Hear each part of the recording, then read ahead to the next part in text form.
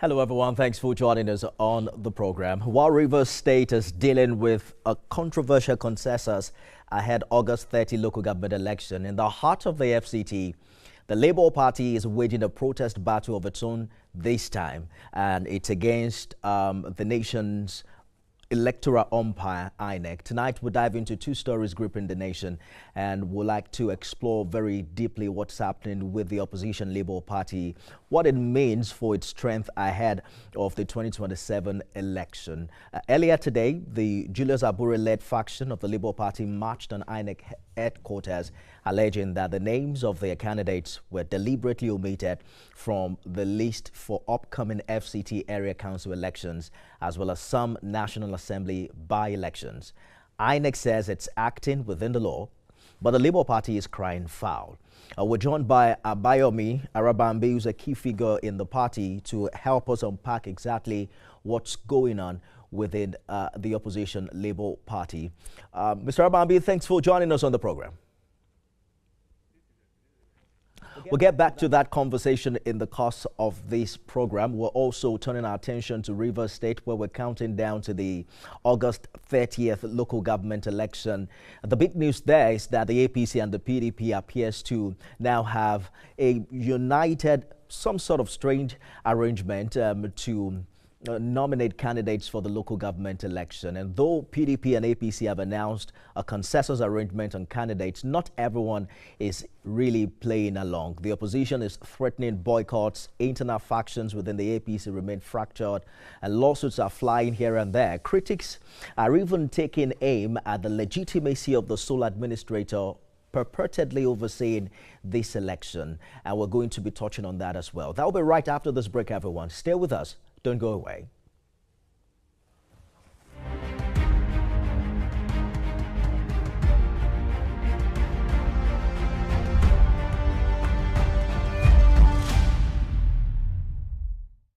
We're joined now by Honorable Peter Okorafor, who is APC National Secretary of the Coalition of APC Support Groups.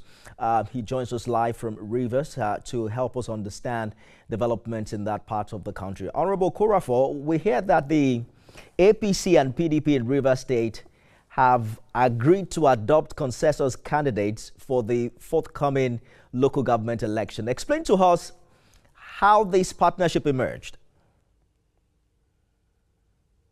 Well, sincerely speaking, I must first of all greet you all at the studio and Nigerians in general.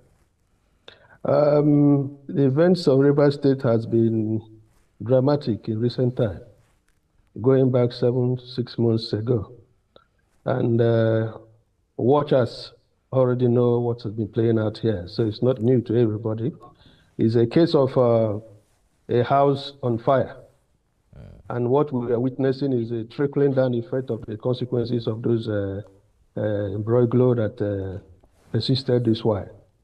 And we will be seeing things like this in the days ahead until there is a harmonious understanding that could bring differences to a halt.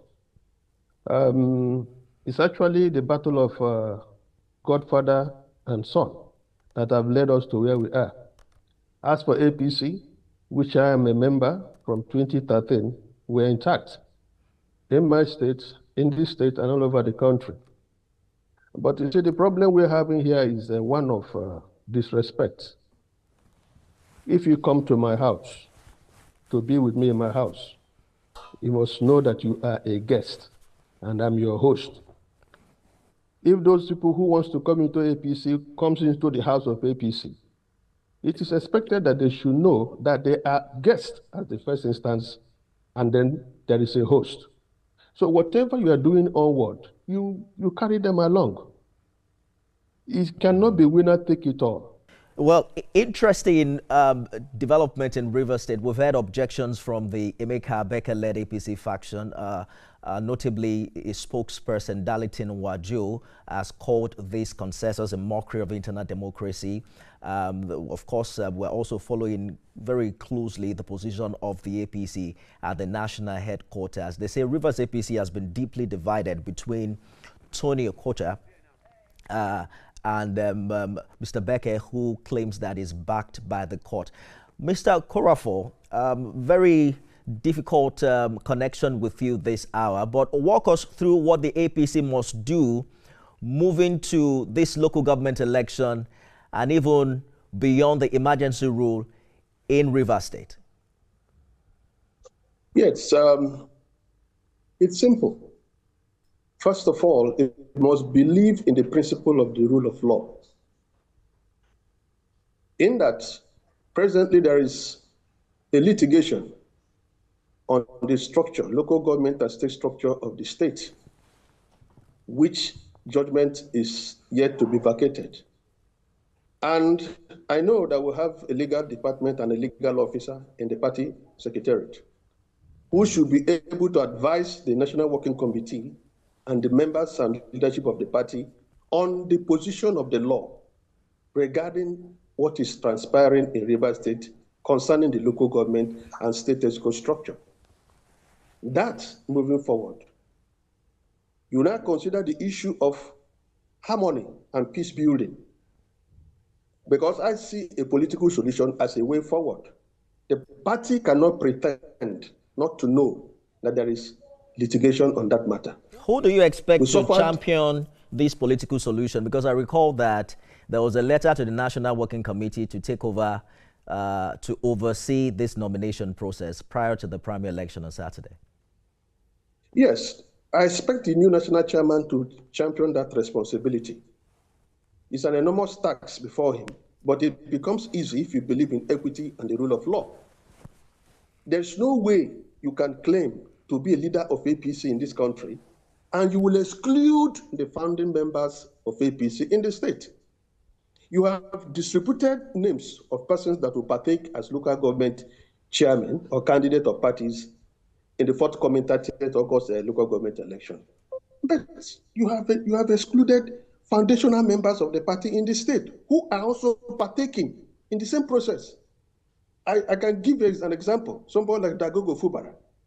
He has been an astute, committed, dedicated member of the party from as long as I can remember. And he has served the party in various capacities.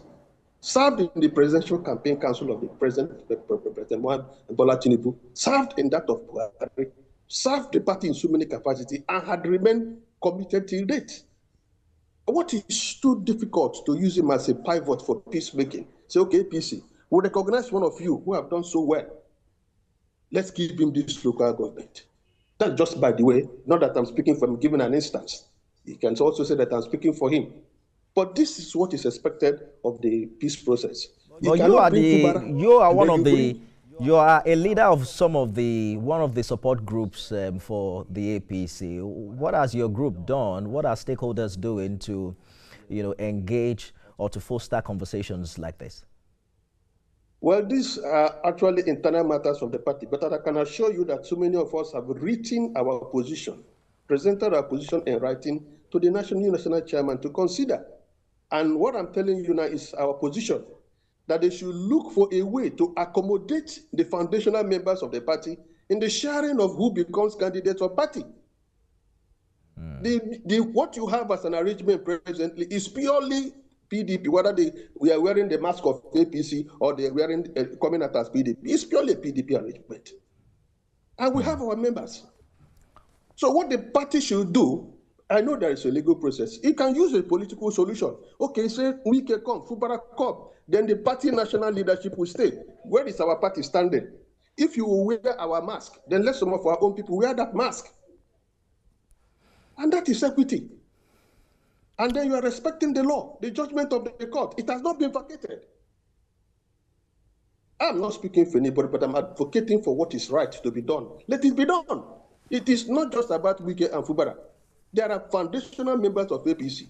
And you cannot be the one to tell us who are the APC foundational members in the state. They are there.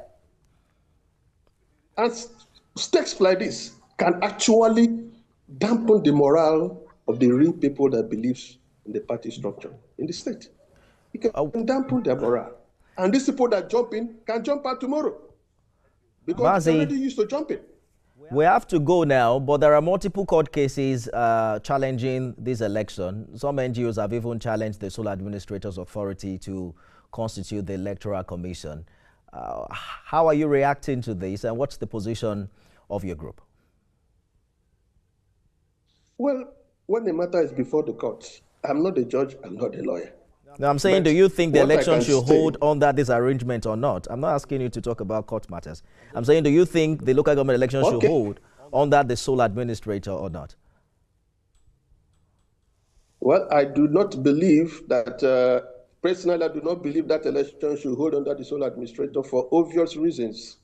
And these are my reasons. One, you ousted the RISEC. You ousted the governor. If you are beginning the process of local government electioneering, why don't you start the whole processes afresh and abide by the mandatory 30 days record of INEC? I think that should be the right thing to do. Mazi Peter Okorafor is APC National Secretary of the Coalition of APC Support Groups. Interesting conversation as we count down to 30th of August. Thank you so much for talking to us. Thank you.